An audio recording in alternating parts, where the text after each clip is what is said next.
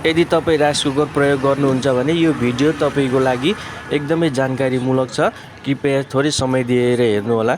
आज म तपाईँलाई राइस कुकरबाट करेन्ट लाग्छ भने कसरी बच्ने र राइस कुकरमा कस्तो कस्तो किसिमको समस्याहरू आउँदाखेरि कुन कुन सामान बिग्रिएको हुन्छ र ती सामानहरू तपाईँहरूले घरमै आफैले कसरी फेर्न सक्नुहुन्छ, यी कुराको जानकारी यस भिडियोबाट म तपाईँलाई दिन गइरहेको छु।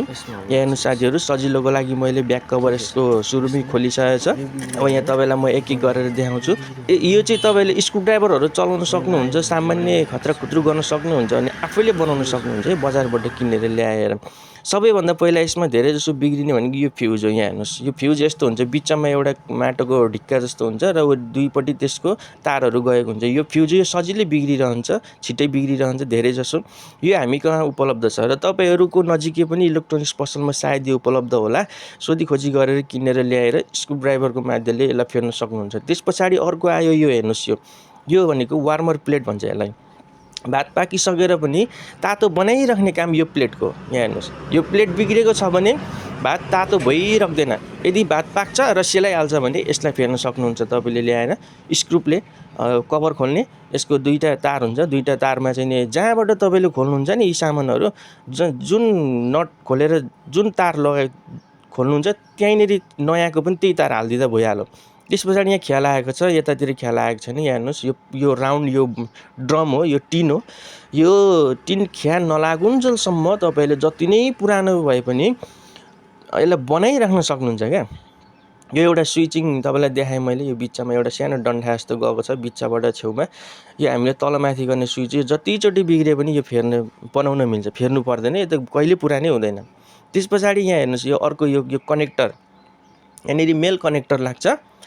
यो तारको तीनवटा पाल भएको यो तार देख्नु भएको होला, जानिराख्नु भएको होला। यो तार यहाँनिर पस्छ नि, यहाँनिरको यो कनेक्टर टुटे पनि, फुटे पनि, पक्ले पनि, डढे पनि, जेसुकै भए पनि यसलाई फेर्न मिल्छ।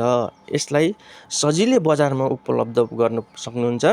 इलेक्ट्रोनिक्स पसलमा गएर सोध्नु होला, ती नट बोल्टहरू अनस्क्रू गर्नु होला, जहाँबाट जुन तार खोल्नु भएको छ त्यहीँनिर त्यही तार फोटो खिचेर राखेर गर्दा पनि हुन्छ है। तपाईँले सजिलोको लागि आफैले घरमा बनाउन सक्नुहुन्छ। हेर्नुहोस्, यो कनेक्टर हामी पूर्वाञ्चल इलेक्ट्रोनिक्समा पनि उपलब्ध छ, यहीँ आउनुभयो भने पनि यहाँ लिन पाउनुहुन्छ।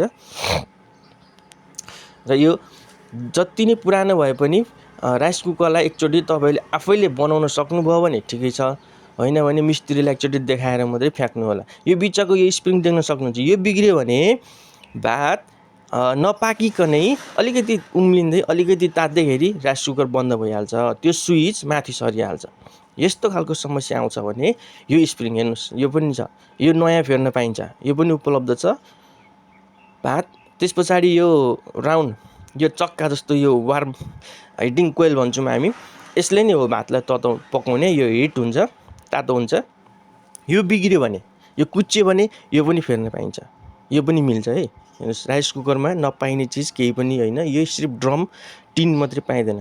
त्यस पछाडि यतापट्टि यो स्विच छ, यो बनाउन मिल्छ जतिपटक पनि। त्यसपछि यहाँ बल्ने यो बत्ती हो, यो बत्तीहरू बिग्रियो भने, जल्यो भने फेर्न बनाउन पनि मिल्छ, सजिलै छ, केही छैन। बत्तीहरू तपाईँले जान्नु भएन भने दोकानमा लाँदा पनि हुन्छ इलेक्ट्रोनिक्समा। त्यस पछाडि यहाँ पछाडिका त सबै सामानहरू तपाईँहरू आफैले राम्ररी जसरी खोल्नुहुन्छ त्यस्तरी अर्को नयाँ लगाउन सजिलै सक्नुहुन्छ क्या, थोरै सानोतिनो काम गर्नुहुन्छ भने।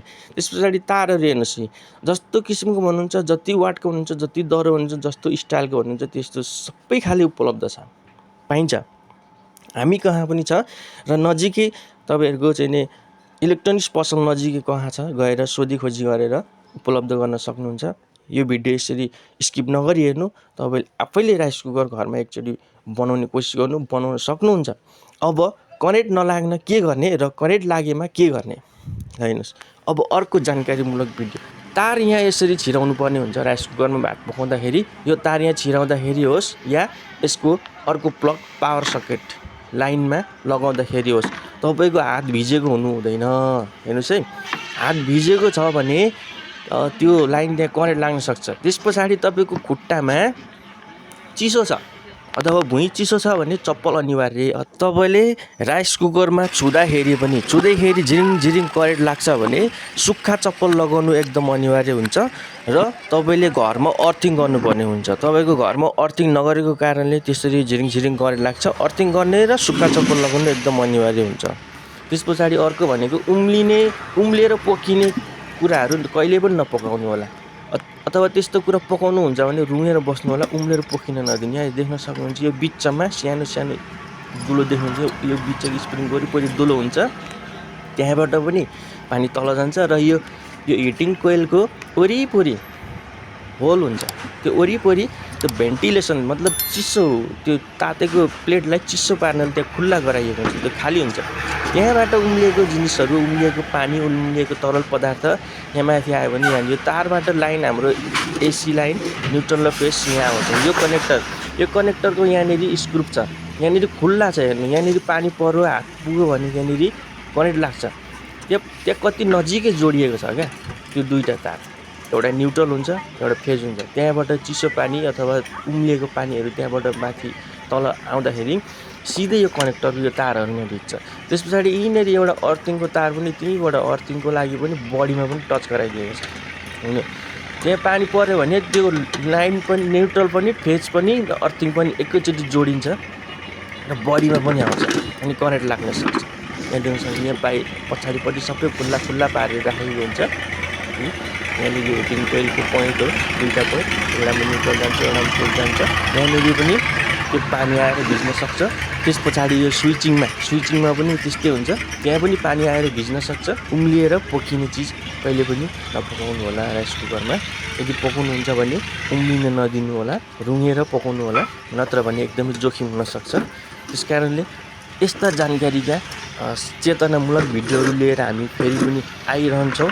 सबैलाई सेयर गरिदिनु होला ताकि तपाईँहरूको आफन्त, छरछिमेक, प्रियजनहरूलाई पनि यो जानकारी पुगोस् र यस्ता जोखिमबाट बच्न सजिलो होस्।